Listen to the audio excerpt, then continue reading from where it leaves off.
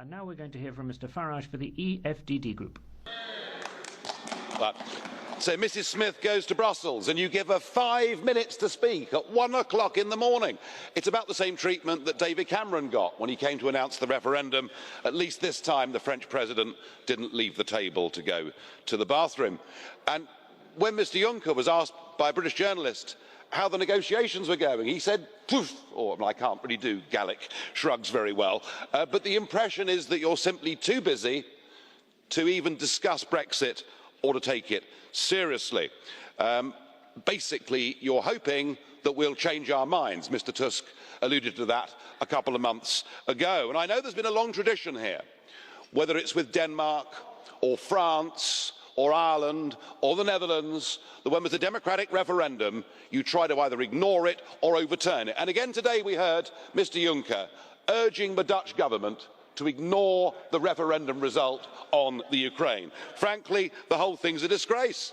And it's even worse that it's supported by quislings in the British Parliament, people like Nick Clegg and Ed Miliband, who were desperate to keep Britain inside this awful single market. Well, I'm sorry, but it simply isn't going to happen. There are 17.4 million people who could not have been clearer. We voted to say we want our country back, and in the end, that is what is going to happen. I have to confess, though, that Mrs May's position in her 5 minutes was somewhat curious. For her to be arguing that Britain must have a full vote and a full say in all EU affairs up until the time we leave is a very mixed message. And I've seen already this morning that some here take it as a sign of weakness. We need to get on with it. Every single day that goes by is a lost opportunity. And you only have to see that after 7 years of negotiation, the proposed trade agreement with Canada, having been vetoed by the Walloons, absolutely proves to you that in a modern 21st century global economy that the European Union simply isn't fit for purpose. And I want us to get on with it because this club's very expensive. We're paying in net £30 million every day. Now, some will argue it's a bit less, some will argue it's a bit more. Either way, it is too much. We're helping to finance this monthly travelling circus to Strasbourg. And worst of all, I've now discovered that up to 5% on your staff regulations, up to 5% of employees every year are allowed to retire 5 years early and receive full pay and entitlements for 5 years for doing absolutely nothing. I mean, nowhere else in the world would allow this sort of thing to go on. So I want us to get on with it. And interestingly, I met a large number of Scandinavian businesses the other day, and they're worried, they're anxious. And why? Because they know that the United Kingdom is the Eurozone's biggest export market in the world. And they want to crack on. They know that the EU has trade deals with several countries in the world that involves no free movement of people.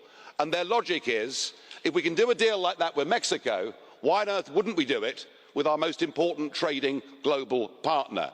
And that actually is common sense coming from European businesses, common sense, I think, coming from most people in the United Kingdom. The only obstacle appears to be the High Priests of Euro-Federalism in this room today. If you think by delaying Brexit, if you think by stopping Brexit, you are going to help your own businesses, your own industries, you're wrong. It's in the mutual interest of all of us to get on with this and conclude a sensible, straightforward, tariff-free deal.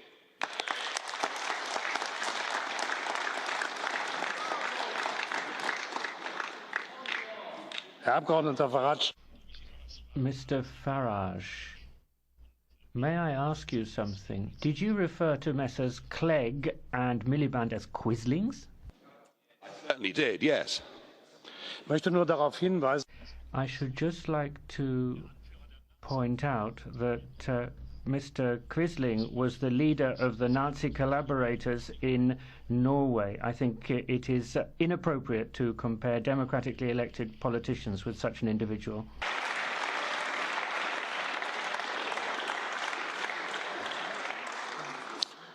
Nehmen Sie das Mikrofon. Nehmen Sie das Mikrofon. Country. Okay. Oh, I'm not allowed to answer. Oh, fine. Oh, well, there we are. Isn't it lovely?